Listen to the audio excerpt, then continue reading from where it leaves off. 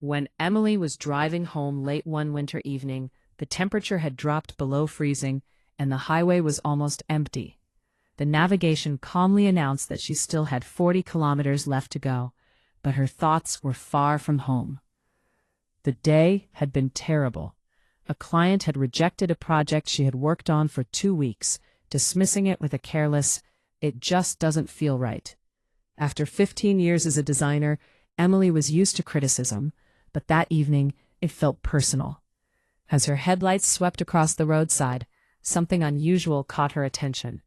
At first, she thought it was a dead animal buried in snow, but as she passed, a faint sparkle reflected in her mirror.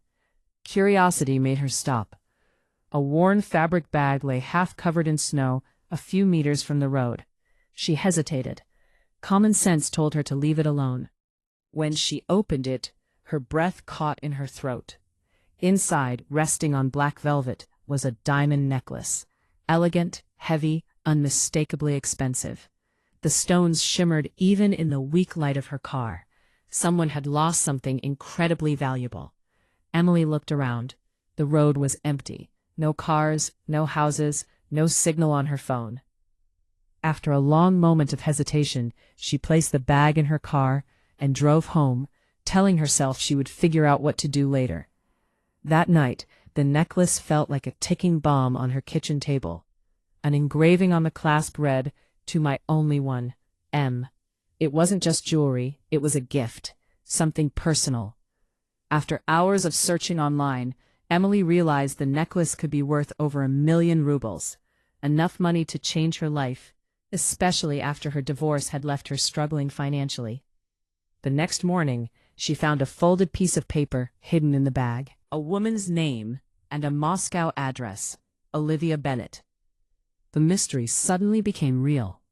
Later that day, Emily met a potential client, Daniel Reed, an old university acquaintance who now owned a successful construction company. He offered her a major design project for his new office. It felt like luck was finally turning in her favor. Then Daniel casually mentioned his girlfriend. "Olivia," he said with a smile. "She recently lost a diamond necklace. It meant a lot to her." Emily froze. The same name, the same necklace. Realizing the truth, Emily decided to return it quietly. She brought the necklace to their next meeting, planning to end the story without drama. But Olivia turned out to be nothing like Emily expected. Cold, arrogant, and openly dismissive. When they were alone, Olivia made it clear she saw men only as sources of money and status. She even offered Emily money to keep silent about the engraving, afraid Daniel would learn the necklace came from another man. Emily refused. At that moment, Daniel returned and heard everything. The illusion shattered instantly.